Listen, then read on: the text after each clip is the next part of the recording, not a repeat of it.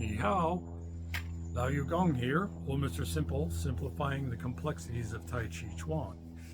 Today's quick video is about the waist and the principle of turning and moving everything from the waist. But first, before we begin, we have to find and determine what is the waist. This is the biggest mystery for a lot of people in Tai Chi Chuan, because in the West, we always think of the waist as the belt line, the hips, and that is what we think the waist is. But that's actually incorrect. To the Chinese, the yao, the waist actually is from the lowest floating rib to the top of the hip. So it's this band of about 5 inches. And that is where they'd wear the cummerbund for the old Han robe. So when you see the Han robes, they're wearing the cummerbund belt. That is the waist.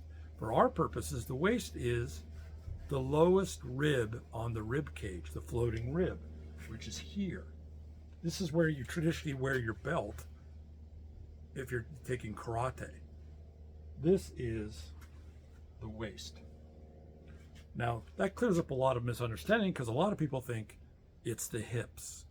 And the problem is, especially for men, we buy pants where the waist is our hip, the belt line.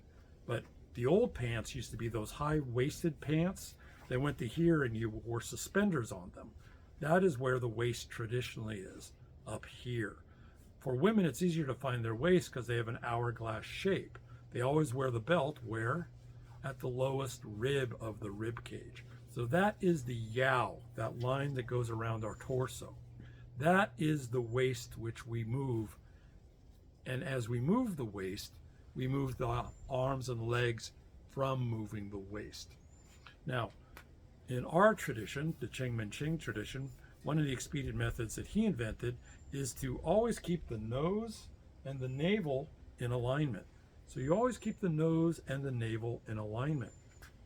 This makes sure that you do not twist your spine. So you're not supposed to twist your spine when doing the Tai Chi form or any of the Tai Chi exercises. So that always stays in alignment. The only time we break that is when we're doing like shoulder, where we look over our shoulder more. The other thing that isn't mentioned is besides these 2 points of keeping in alignment, there's 2 further alignments. There's an alignment which is the point of the shoulder and the point of the hip on both sides. So you got your shoulder points and your hip points that also stay in alignment. So you've got your nose and navel, your shoulders and hips, all staying in alignment as you move. This keeps you from ever twisting your spine when doing the form. So basically your whole upper torso is like Bob here, one piece. So when Bob's doing the Tai Chi form, he's doing it correctly. And let me show you. Because when Bob is doing the form, he's moving as one piece as he turns the waist. And that is how you should be doing the form. So you do it exactly like Bob does it by turning the waist, keeping the nose and the navel in alignment and the points of the shoulder and the points of the hips, as if you're all one piece above the belt line. So hopefully that clears up some misunderstandings about exactly where is the waist and how do we move like we are supposed to in Tai Chi Chuan. But always keep the nose and navel in alignment and the points of the shoulders and the hips as we move our waist.